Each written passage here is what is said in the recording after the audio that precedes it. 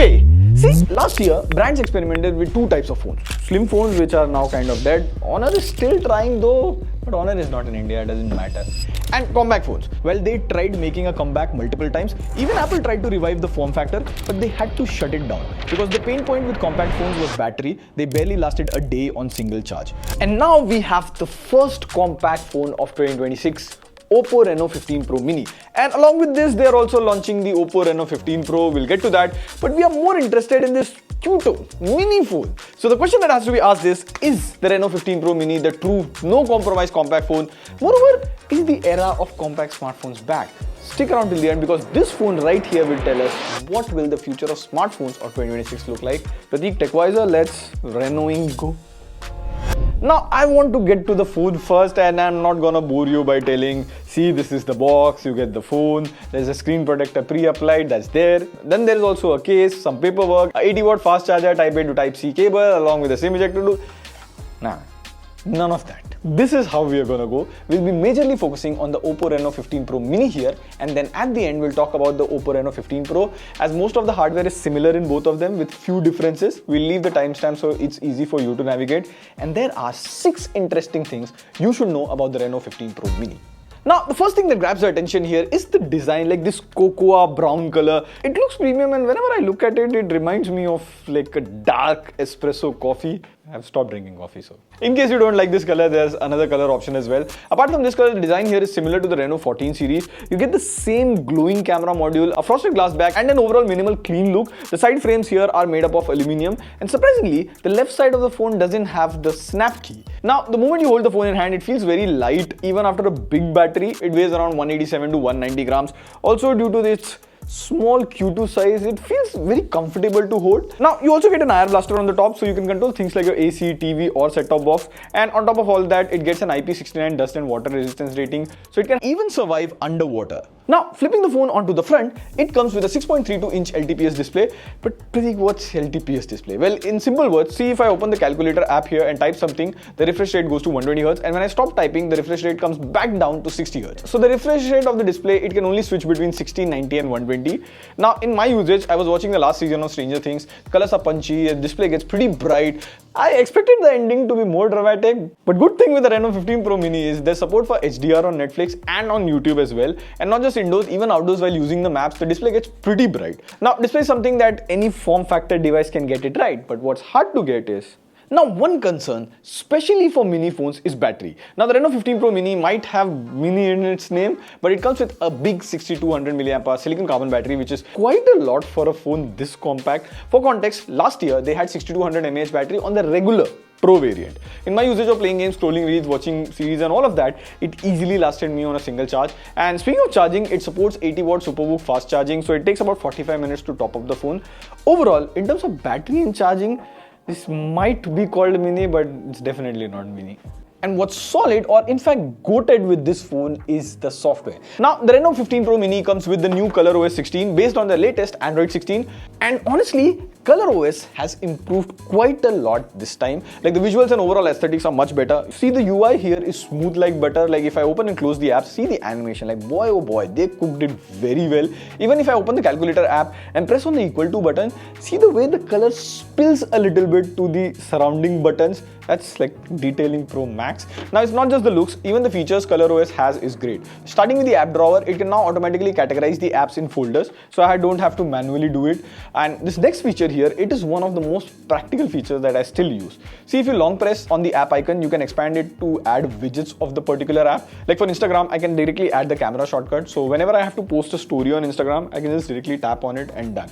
Similarly, I found this helpful for Swiggy as well. If I expand the app, I can add dedicated shortcut for Instamart. So now I have 2 apps on the same screen, and they're not even 2 different apps. So whenever I have to order groceries, I just tap directly on the Instamart icon, like very helpful. Apart from this, there's also Aqua Dynamics, which can handle timer, stopwatch, and also music player. Apple, that's how you make the dynamic island even better. It even has some good AI features like Mindspace. Suppose I have to go on a trip. I just take screen grabs of popular places with flight information, and I can ask Gemini to create an itinerary for me using Mindspace information. It smartly takes all the data, and this is exactly what I need. Then in the gallery, you get the option of AI portrait glow. So let's say you click the portrait photo and it looks kind of dark. The AI portrait photo lets you add light and adjust the angle of light to it. There's another feature called pop out. Just select 5 to 7 photos, and in collage, you'll get this pop out option. This feature makes collages actually fun. And then there's our ecosystem features. You can easily connect this phone to both Mac and Windows. So file sharing to laptops, irrespective of whatever operating system you use, is pretty smooth. And here's a weird thing that I noticed. ColorOS actually has some really nice features like touch to share. So I can just tap the phone to share files. This works with other OPPO, OnePlus and Realme phones. Heck, it even works with iPhone, but you'll have to download the OPPO Share app. Now, unfortunately, on the OPPO Reno 15 Pro Mini, this doesn't work because there's no NFC chip. Then there's hot apps and hot games which you can disable from the app market. Then there's also some third-party pre-installed apps. So you go here, and uninstall. Now, overall, the software isn't just smooth, it's also packed with features and customizations. And the cherry on the cake is the software updates. OPPO is promising 5 plus 6 years of Android updates on the OPPO Reno 15 Pro Mini. Now, the Reno 15 Pro Mini has nailed the software, but do the cameras tell the same story? See, the 15 Pro Mini comes with a triple camera setup, and on the front you get a 50 megapixel selfie camera with autofocus. Now, starting with photos, the main camera here is a 200 megapixel sensor. So in daylight, the photos come out sharp. Even if you zoom in, you can see there are enough details. Now, the camera goes for a slightly contrasty look. Bright areas stay bright and darker areas stay dark, which many people might actually like. Even colors and skin tone, they are close to natural. This is because OPPO is using their own Reno Pure Tone for processing photos. And not just outdoors, even indoors, photos turn out well, details are good, and noise is mostly under control. You also get a 200 megapixel high resolution photo mode. So these photos are huge in size and honestly not something you will use every day. But for that mountain trip or a beachside photo shot, if you want to take a good landscape photo, you can take it in 200 megapixel mode. That would be very sharp. Now coming to portraits, the phone has a 3.5x periscope camera, and portrait shots look quite good. Like edge detection is solid and the background blur looks realistic. Talking about zoom, like the photo stays sharp and detailed around 15x or 30x. The results are usable. But beyond that, you do start seeing AI enhancing in the photo, which is expected. Now all the cameras front and back can record up to 4K at 60 FPS. The video looks smooth, HDR works well. And even while switching between the lens during recording, you see the transition or the switching between the lens is pretty clean. For selfies, the front camera does a good job. Selfies are sharp and detailed. Though again, they do look a bit contrasty and sometimes colors can feel slightly washed out. Now in good lighting, the selfies are pretty social media ready. Overall, the camera performance here feels quite good. It's not perfect in every situation, but for everyday photos and videos, there are no major compromises, especially for a phone of this size. Now, coming to the section where this year we would see a similar thing across phones in 2026 is performance.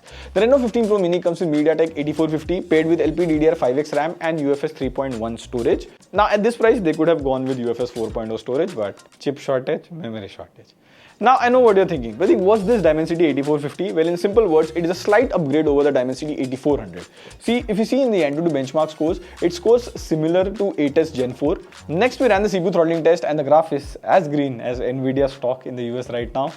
Not a stock recommendation. For a compact phone, the benchmarks here is pretty impressive, but is the case same in real life usage? Like, of course, I was expecting apps to open fast, multitasking is easy and everything feels smooth. Like, come on, like you're paying so much money, it is expected to get that good. But we wanted to test it on gaming. So first we played BGMI, it supports 120 FPS in BGMI. We played it for around 30 minutes and got an average FPS of 107.9 with the temperature staying at around 29.6 degrees. Then we played a further heavier game called Wuthering Waves. We played for 30 minutes at high settings. The performance was decent. We got an average FPS of 41.3 and the temperature stayed around 31.8 degrees. So overall performance here was pretty good from a compact phone point of view.